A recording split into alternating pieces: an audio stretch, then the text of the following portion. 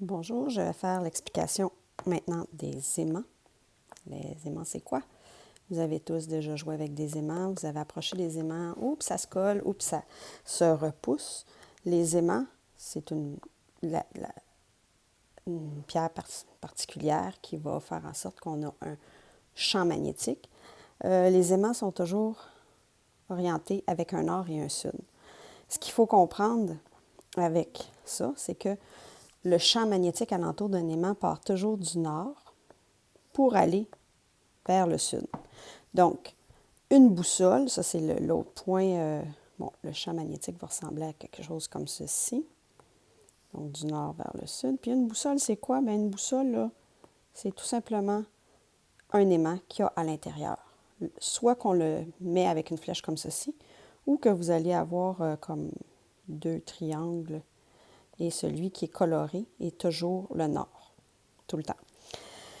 Ça veut donc dire que si je plaçais une infinité de petites boussoles ici sur l'aimant, elles pointeraient toutes dans cette direction-là, vers le nord, parce que le champ magnétique est un cercle défini alentour de l'aimant. Donc, à l'extérieur, je pars du nord pour aller vers le sud.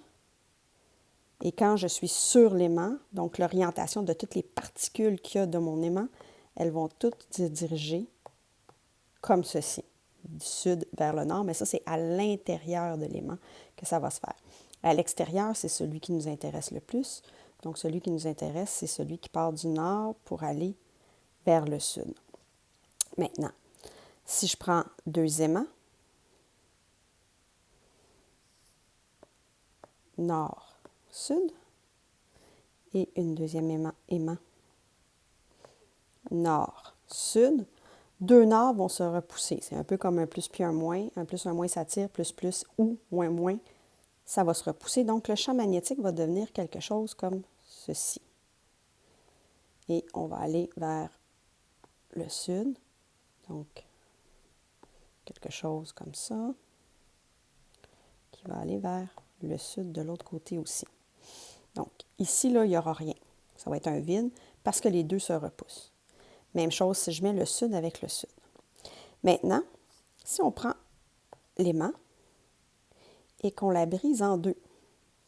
Si je la brise en deux, donc j'ai un nord, un sud ici, on n'aura pas un aimant qui va être sud, on va avoir un aimant sud ici et le nord là. Même chose de ce côté-là. On va se retrouver avec deux aimants, sud, nord, comme ceci. Donc, la boussole qu'on utilise en géographie, pointe toujours vers le nord. Sur la Terre, ici on a le nord, ici j'ai le sud. Ça veut donc dire que quand je prends ma boussole, et là je ne me mettrai pas à dessiner les continents parce que vous avez compris qu'avec les aimants, déjà c'est difficile. Mais si je prends une boussole et que ma boussole pointe vers le nord géographique, si la boussole pointe par là, ça veut dire que j'ai un sud magnétique. Et c'est pour ça que la boussole pointe vers le nord géographique. C'est parce qu'on retrouve un sud magnétique. Donc maintenant, si j'ai un sud géographique ici, bien sûr, vous allez comprendre qu'on va se retrouver avec un nord magnétique.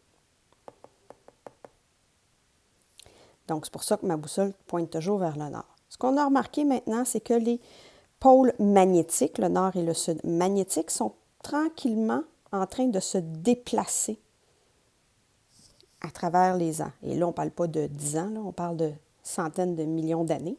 Et les pôles sont en train de se déplacer peu à peu. Ça veut donc dire qu'il y a un petit décalage. Quand je prends ma boussole et qu'elle pointe vers le nord géographique, bien, il y a un petit décalage parce que, en fait, le sud est un petit peu plus à côté que le nord géographique. Donc, ça, c'est l'effet de l'aimant. Maintenant, dans les aimants, on retrouve aussi des aimants en forme de U. Les aimants en forme de U ont aussi un pôle nord et un pôle sud. Okay?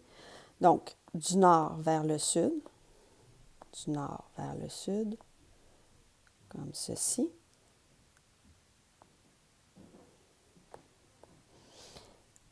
Et on va voir à travers ici un champ qui se définit. Et même chose dans le haut de l'aimant, vous allez avoir quand même des champs qui vont se reproduire. Quand on met de la limaille de fer, ce que j'aurais aimé pouvoir vous faire, mais j'en ai pas ici avec des aimants, on aurait vu comme à la page 185 dans votre cahier, l'orientation de tous les petits morceaux de fer à l'intérieur d'un aimant. Donc, j'aurais pu faire la même chose avec un aimant droit. Si je mets de la limaille de fer, on va voir la limaille de fer qui va toujours être orientée. Ça, c'est mon nord, ça, c'est mon sud. Et on voit très bien la limaille de fer qui s'oriente d'un pôle vers l'autre. Bon, c'est sûr qu'on n'a pas la flèche pour dire que c'est du nord vers le sud, mais on a quand même cette orientation-là qui se fait alentour de l'aimant. Ça, c'est l'effet des aimants. Donc, quand vous voyez à l'intérieur, à la page 186, quand vous avez des matériaux, les deux petits schémas sur le côté, vous avez un schéma avec une propriété d'une matière qui n'est pas magnétique. Donc, ça veut donc dire que si je mets des boussoles, celles-ci vont pointer dans n'importe quelle direction. Et si je prends une magnétite, la pierre qui compose les aimants, là, on va avoir quelque chose de totalement orienté du nord vers le sud pour l'extérieur et ici j'aurai le sud, ici j'aurai le nord. Donc, sur l'aimant, on est pointé tout vers le nord et à l'extérieur du nord au sud. Ça, c'est la pierre de magnétite qui va faire ça.